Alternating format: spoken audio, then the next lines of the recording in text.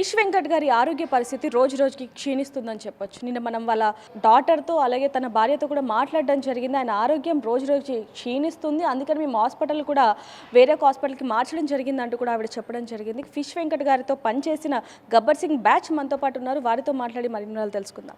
నమస్తే అన్న. నమస్తే అమ్మ. అన్న, మీకు ఫిష్ వెంకట్ గారికి ఎన్నో సంవత్సరాల నుంచి పరిచయం ఉన్న మాట, ఎప్పటి నుంచో ఉందని చెప్పొచ్చు. ఆయన ఆరోగ్య పరిస్థితి ఎప్పుడు తెలిసింది మీకు? అంటే ఇంతకుముందు ఇట్లా తెలిసింది. ఇంతకుముందు మనకు పిఆర్కే హాస్పిటల్ అని చందానగర్లో ఉంటుంది. అప్పుడు అన్నకు ఏంటంటే లెగ్కి ప్రాబ్లం అయిన ఉండే. లెగ్ ప్రాబ్లం అయితే దాన్ని సర్జరీ చేయించారు మన తలసాని శ్రీనివాస్ యాదవ్ అన్న అల్లుడు ఆ హాస్పిటల్లో.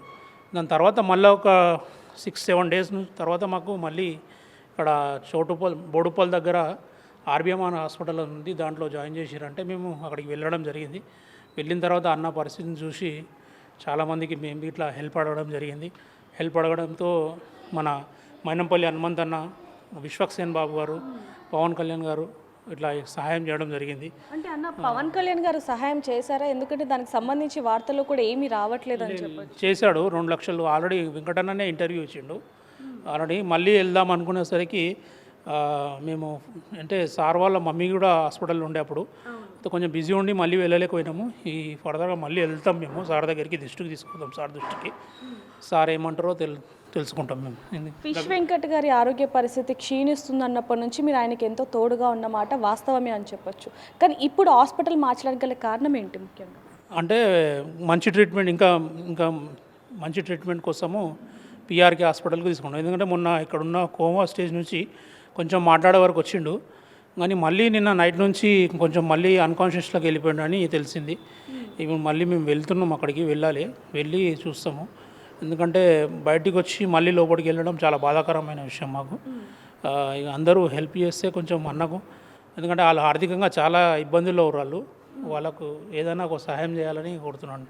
అంటే అన్న, ఇక్కడ కొన్ని వార్తలు ఏమొస్తున్నాయంటే ముందు నుంచి కూడా ఆయన ఆరోగ్యం బాగాలేదు అన్నప్పటి నుంచి కూడా మీరందరూ కూడా ఆయనతో తోడుగా ఉన్నమాట వాస్తవమే, అందరికీ తెలుసు.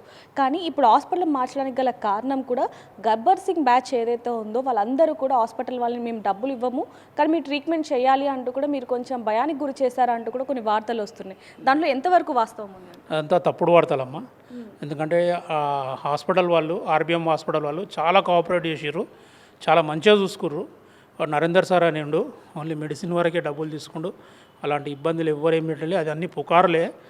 ఎందుకంటే కొంచెం మంచి ట్రీట్మెంట్ కోసము అక్కడికి అన్నకు అక్కడ వాళ్ళ ఫ్యామిలీ మెంబర్సే, మా డిసిషన్ కాదు అది, వాళ్ళ ఫ్యామిలీ మెంబర్సే, వాళ్ళ కూతురు కొడుకు గిట్లా పిఆర్కే హాస్పిటల్లో జాయిన్ చేసుకుంటాం మేము అని చెప్పడం జరిగింది. ఆల్రెడీ వాళ్ళకు నిమ్స్ హాస్పిటల్లో జాయిన్ చేయమని చెప్పినుండే, కానీ నిమ్స్ కాదు, మేము అక్కడ వెళ్తాం పిఆర్కి అంటే అది మీ ఓన్ డిసిషన్, అది మేమేం చెప్పలేము. మేము ఓన్లీ వచ్చి మాట్లాడి చేసే వరకే మా బాధ్యత. ఎందుకంటే మీ డిసిషన్ అమ్మ, మీరు ఎట్లా అంటే అట్లా, ఎందుకంటే మీరు ఉండేటోళ్ళు కాబట్టి అంటే వాళ్ళ డిసిషన్ మీద వదిలేసినాం. వాళ్ళు పిఆర్కే హాస్పిటల్ తీసుకోరు. మన మెట్టు సాయి అన్న ఉండు కదా, అన్నవి చాలా హెల్ప్ చేసిండు, మన మినిస్టర్ని తీసుకొచ్చిండు వాకిటి శ్రీహరణ, అలాగే మన హనుమంతనని ఇట్లా సాయాన్ని తీసుకొచ్చి వాళ్ళకి ఆర్థికంగా సాయం చేయడం జరిగింది మెట్టు సాయన్న. మీరు ఆయనతో చివరిసారిగా ఎప్పుడు మాట్లాడారు, అసలు ఏమని మాట్లాడారు? మొన్ననే ఒక డే బిఫోరే, మొన్న 2 రోజులు 1 డే బిఫోరే మాట్లాడినాము. మన డాక్టర్ గారికి ఇట్లా అన్నతో dialogue చెప్పించిండు.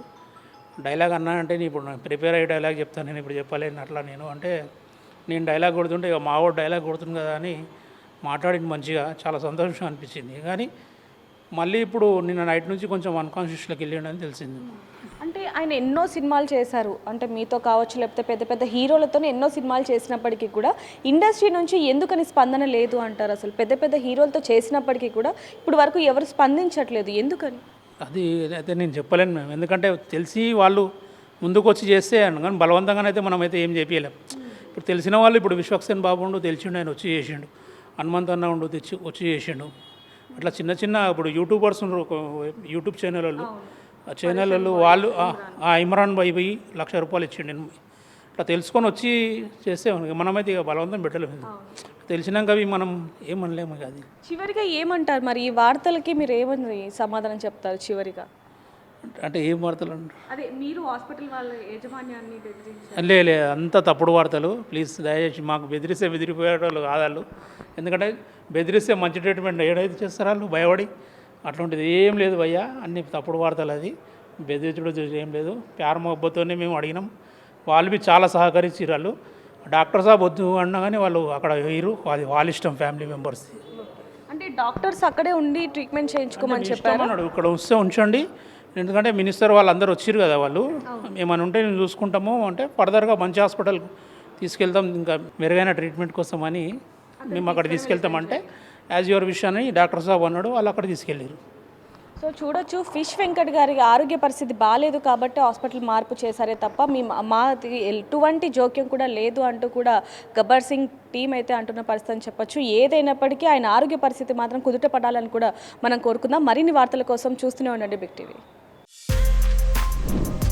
For more videos like this, subscribe Big TV channel.